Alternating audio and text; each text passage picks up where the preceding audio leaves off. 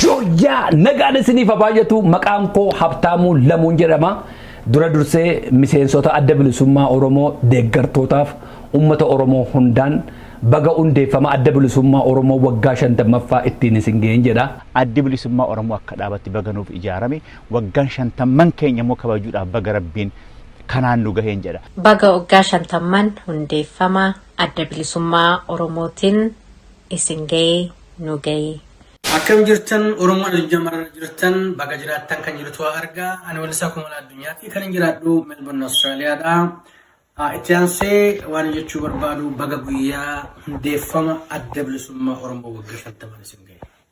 Baga geessan baga geenye guyyaan kun guyyaa seena qabeessa.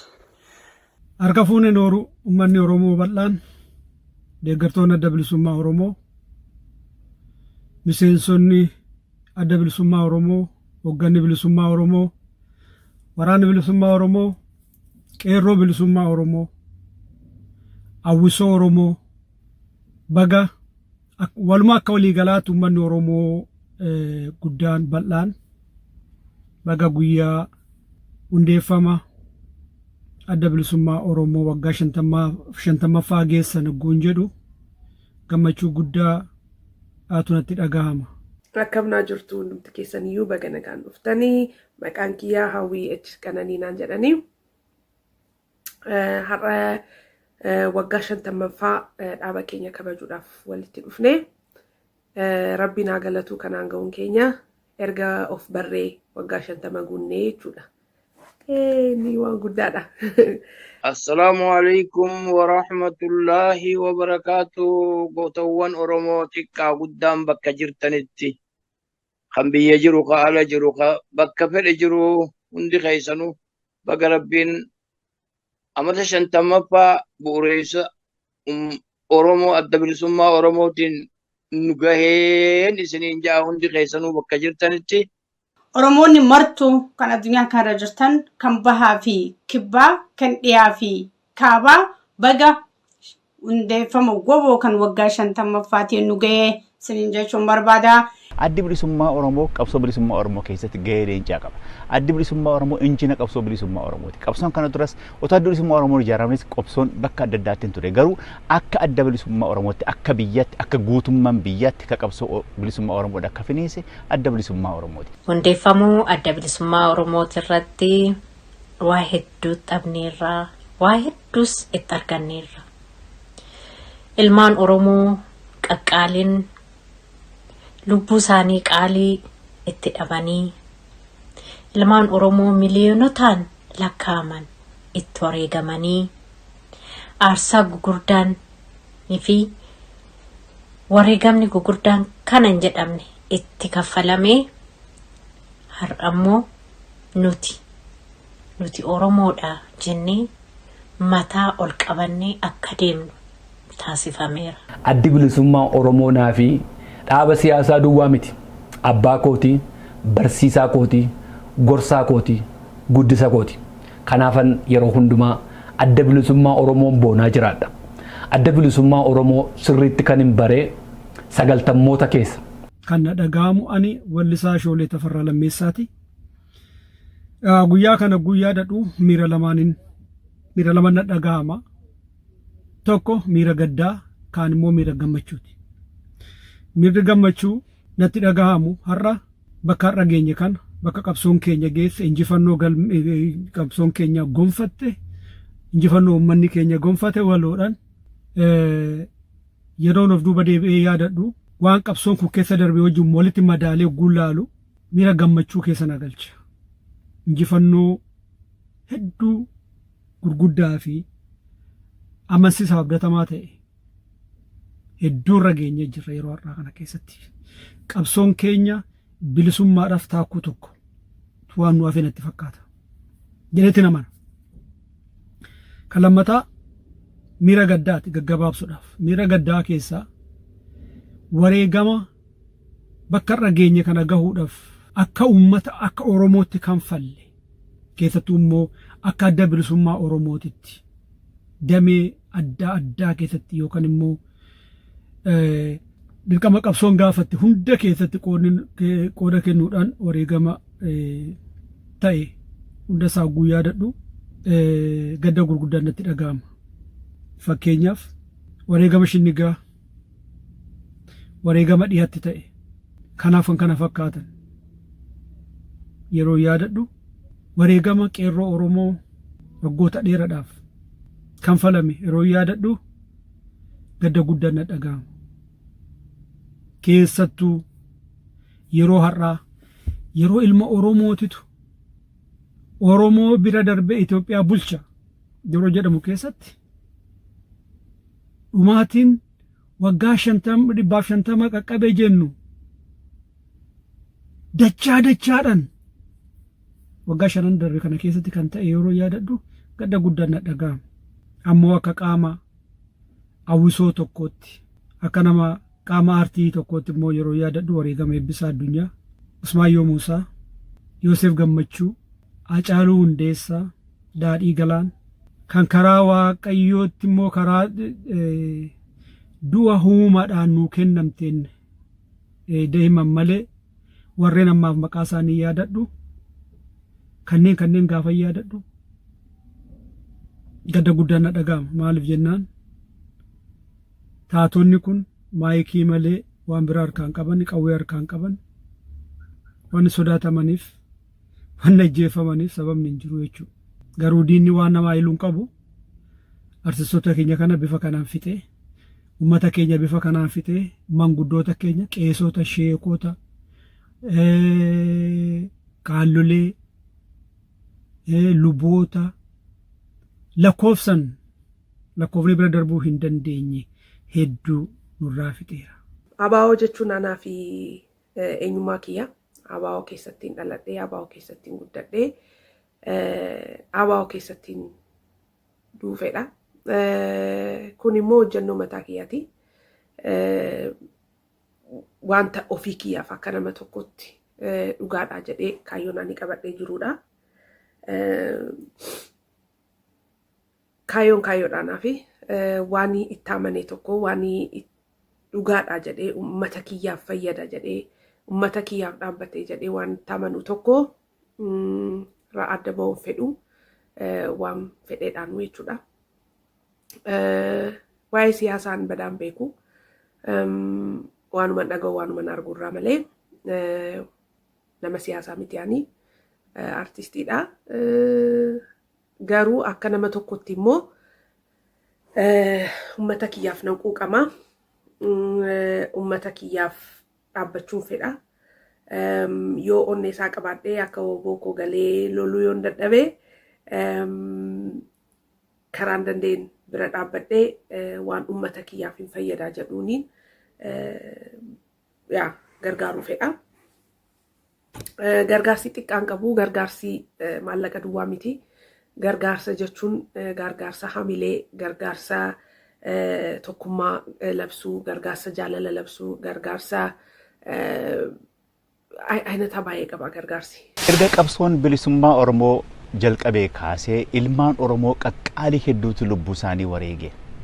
Beektota, hayyoota, qotee bulaa, barsiisaa, barataa, dubartoota, ijoollee, maanguddoota namoota hedduutu qabsoo bilisummaa Oromootiif jecha lubbuu isaanii wareege. Keessattuu immoo akka adda bilisummaa Oromootti akka dhaaba adda bilisummaa Oromootti erga adda bilisummaa Oromoo ijaarame kaasee nuti amantiidhaan addan baanu jedhanii ilmaan Oromoo akka harka ol qabatanii warri du'an akka nuti guyyaa har'aa mataa keenya ol qabannee akka nuti deemnu kan godhan isaanii. Qabsoon waggaa 50 kana keessatti ka eegale kun har'arra jabaatee akka ilmi Oromoo mataa isaa gadi qabatee hin deemne akka godhee qabsoo gaafa sana adda bilisummaa Oromoo jalqabeedha.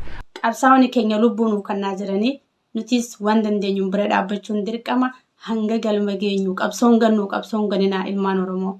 Otoo waggaa 50 har'aa gootonni Oromoo walgaanii dukkana hamaa sanatti jabaasuu baatanii otoo jamnoonni Oromoo qawwee kaafatanii bosona seenanii gaaf sana qawwee bilisummaa dhukaasuu baatanii otoo hayyoonni Oromoo gaaf sana walgaanii nuti saba bilisummaan dhalate saba bilisummaan jiraachuu qabu didee gabrummaa jechuu baatanii otoo jamnoonni Oromoo barsan kuffisanii kufuu baatanii otoo wallisoonni Oromoo barsan gitaara isaanii qillisaatii dinne gabrummaa jenne bilisummaa jechuu baatanii Oromummaan bakka har'a jirtu kana hin geessu ture.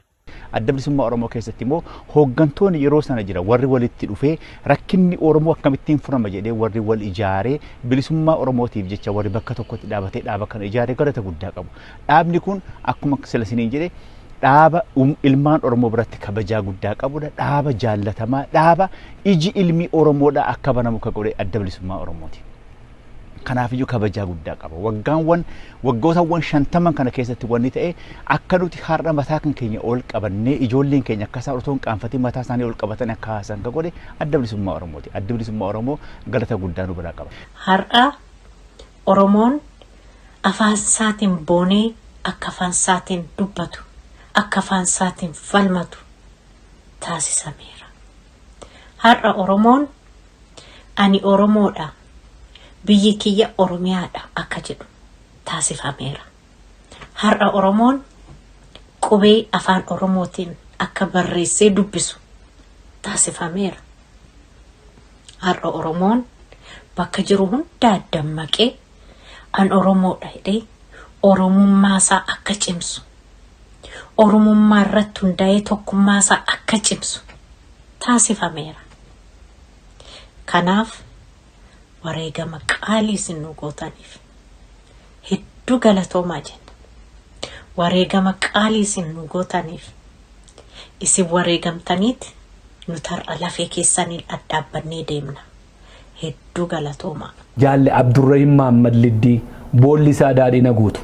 Jaalle Abdurrahim Muhammad haasaansaa, afiroonsaa, dubbannaansaa, sabboonummaansaa, hidhannoon mudhii isaa irra jiru baay'ee na hawwate. Akka isaa ta'uun barbaadan ture.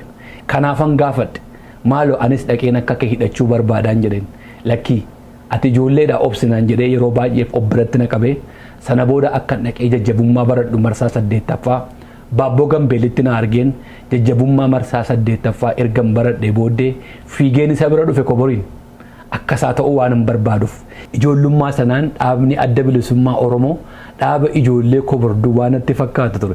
Ijoolleen kobor baay'inaan kumaatamaan achi keessa waan turaniif fakkeenyaaf maqaa dha'uudhaa fi kan akka Jaalle Kamaal Qalbeessaa faa, Jaalle Saddiiq Umar faa, Jaalle Biichee faa, Jaalle Bakkalchoo Useen faa hedduudha maqaa isaanii dhahee fixuu hin danda'u. Anillee achi keessatti akkan qooda fudhadhuuf sababi guddaa kan naaf ta'e Jaalle Abdurrahim Muhammadii sana booda biyyarraa ba'ee magaalaa Finfinnee dhufe.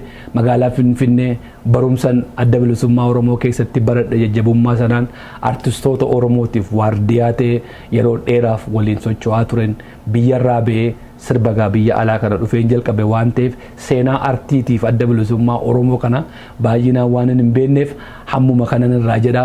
Falmii keenya itti fufna, itti fufaa. Oromoon akka waliigalaatti amma waan barbaannu hunda dhuunfannutti. Sababni nuti qabsoo irraa duubatti deebinuuf hin jiru. Gamtaa keenya jabeessine waan nurraa eegamu hundumaa qabsoof gumaachine akkuma madura keessa dabarretti yoo itti fufne yeroo gabaabduu keessatti waan barbaanne arganna dhuunfannaa ishii hafte hunda jechuudha. Nuti akka artistii Oromootti artistii otoo hin ta'in nuti qabsaa'aa sabaati, qabsaa'aa bilisummaa Oromooti.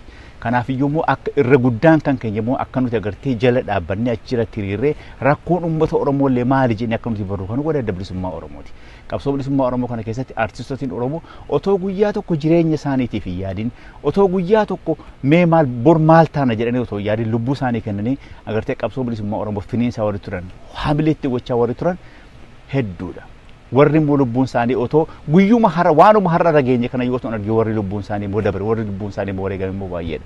Kan akka Alii Birraa, Nuhoo Goobanaa, Zarihuu Wadaajoo, Hacaaluu Hundasaa, Zeenuu Mokonnin, Jireenyaa Ayyaanaa, Yoosef Gammachuu, Usmaayyoo Muusaa, Maaramee, Alamaayyoo Mokriyaa, Eebbisaa Addunyaa.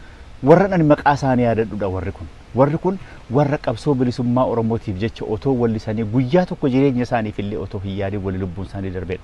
Lubbuu isaanii Rabbiin jannataan haa qanasiisu. Warra akka kiyyammoo lubbuudhaan jirru immoo otoo hin turin otoo hin bulin otoo lubbuudhaan jiru bilisummaa Oromoodha Rabbi nu agarsiisuun jedha. Ani miseensa adda bilisummaa Oromoo ta'een beeku. Garuu deeggartuu bara dheeraati. Bara 1995 irraa kaasee ammaarraatti deeggartuu adda bilisummaa Oromooti. Kaayyoon koo kaayyoo adda bilisummaa Oromooti. Adda bilisummaa Oromoo ani Oromoodha jedhee haamileedhaan ani Oromoodha jedhee akkan dhaadadhu ani Oromoodha jedhee mata ol qabadhee akkan deemu na godheera. Kanaaf aarsaa isin gootan hundaaf galanni keessan bilisummaa Oromoo haa ta'uun jedha. Isin wareegamtaniiti har'a Oromoon mata ol qabatee deema. Isin wareegamtaniiti har'a Oromoon aadaa isaatiif duudhaa isaa seeraan kabajachaa jira. Kanaaf Oromoorraa galata guddaa qabdu. Nuni hunduma keenya amantii adda addaa qabna. Dhaaba adda addaa deeggarraa waan baay'ee jira. Sun akka nama tokkotti ani namni barbaadee waan barbaadee deeggaruu fi waan barbaadee bira dhaabbachuudhaaf mirga qaba. So waan ani itti amanetti kan koo anaaf sirrii gatii ta'ee fi siifis sirrii haa ta'u jechuu hin danda'u nama biraanii.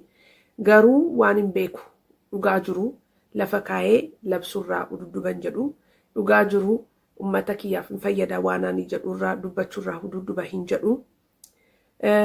Ummata kiyya miidhaa jira waan jedhu dubbachuurraa ududduban jedhu. So waadaan ani galee ummata kiyya bira dhaabbachuu, dhaaba kiyya bira dhaabbachuu, waraana kiyya bira dhaabbachuu, waan sirrii ta'e irratti du'u. Kana waadaan ani galee sirrii gatii ta'eef anaaf akka nama tokkotti fudhadheen jira.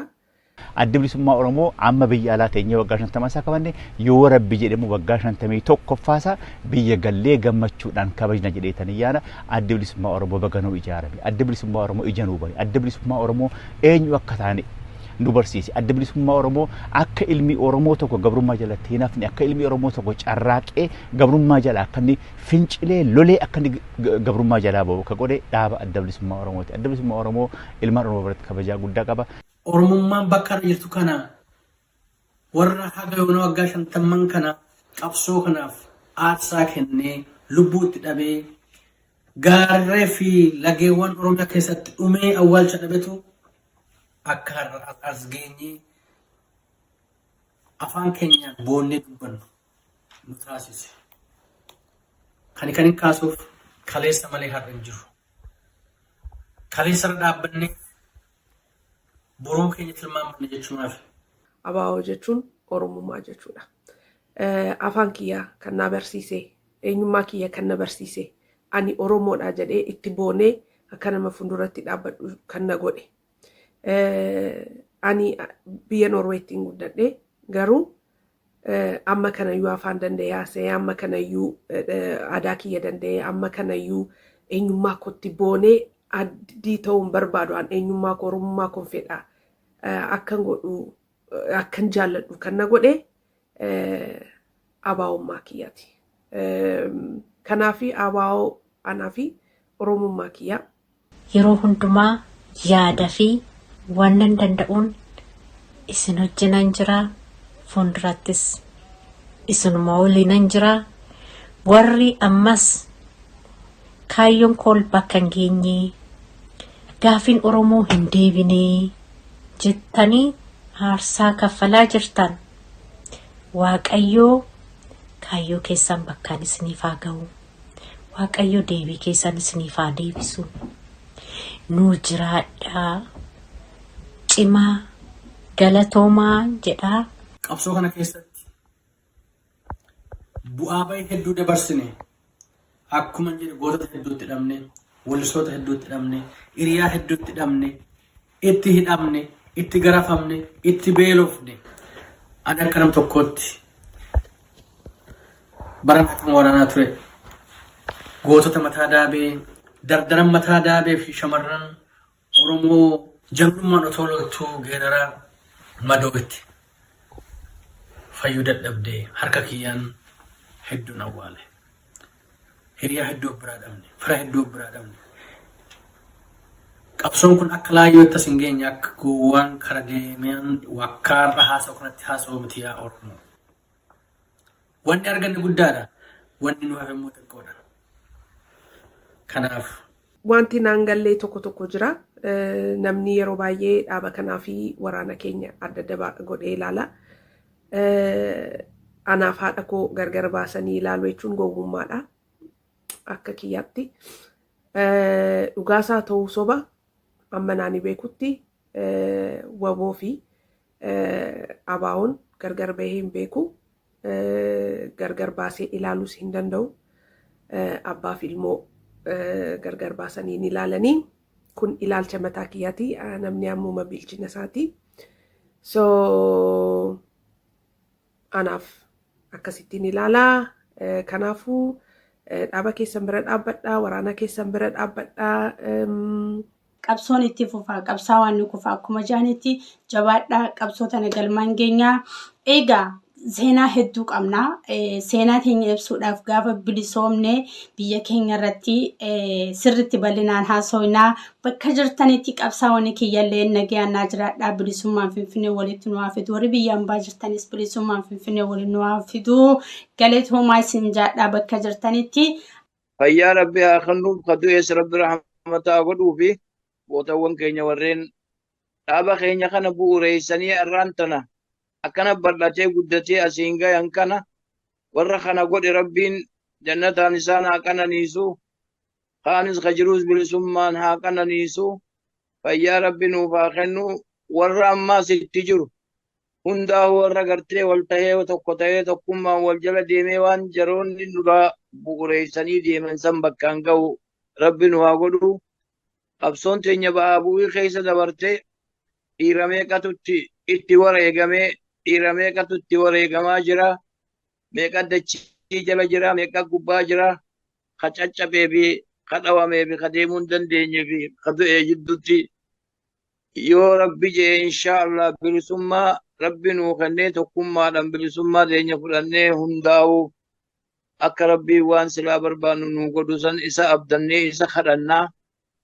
bakka jirtanii jabaadhaa qabsoo teenya ta'ama dura bu'uureeffamtee har'a as geesse tana akka firii argattu bakka jirtanii tokko taatanii tokkummaadhaan akka itti hiriirtanii qabsoo tana bakkaan geessaniin isin gaafadha Rabbii guddaa bu'uureessoo keenya asiin nu ga'ee har'aan tana firiitti argannee firii sanatti gammannee walakkaa gayaa jirru tana Rabbi nu haa qunnamsiisu jechaa bakka jirtanii jabaadhaa harka wal qabadhaa qabsoo tana bira dhaabbadhaa qabsoo tana bira dhaabbadhaa qabsooni agartan haala keessa jiraa jirru kiristaanan jiru waaqeffatan jiru islaaman jiru hundaa'u kaadiyoo nyaata gurreefis ni ta'anii beeytaniimi ibitti laafina hundi keessanuu bakka jirtanii amantii teessan qabadhaa oromummaa teessaniin waliigalaa tokko ta'a tokkummaan ummata keenya kana akka baraarru akka taanuun isin gaafadha ani kana jechaa jiru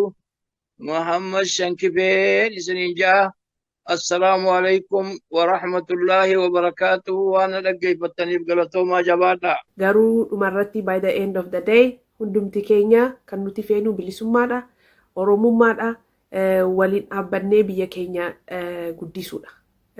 Kanaafuu Rabbii wannu agalchuuma maal jedhama. So kana naa jiraadhaa isinin jaalladhaa.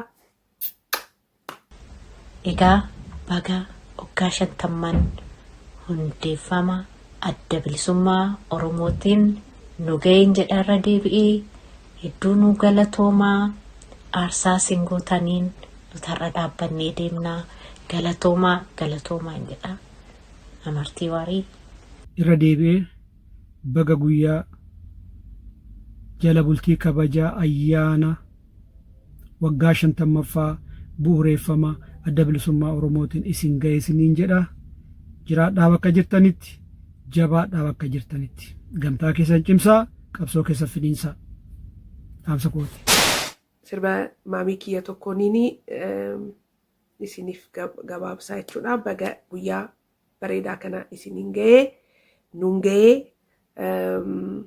Rabbi immoo bilisummaadhaan isa hafee nuuf haa dabalu. Kanumaan jedhaa akkasi.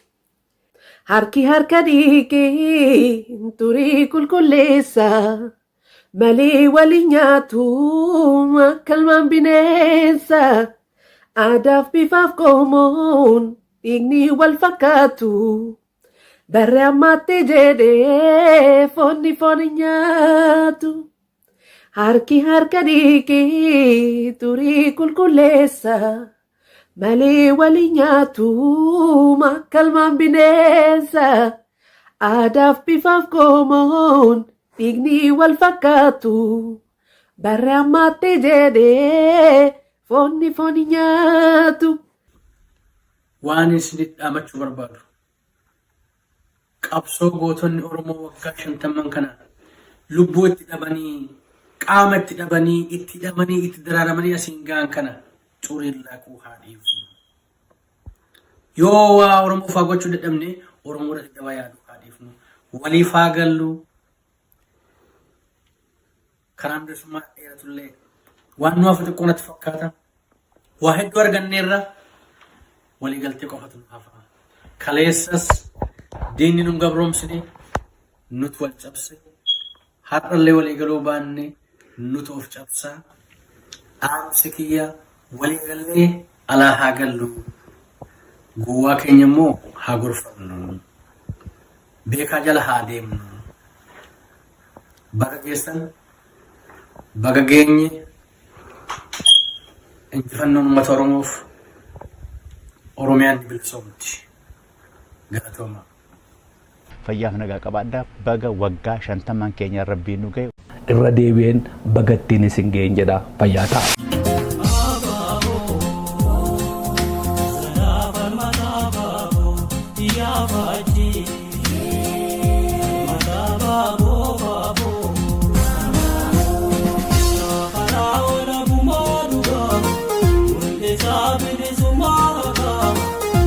Así como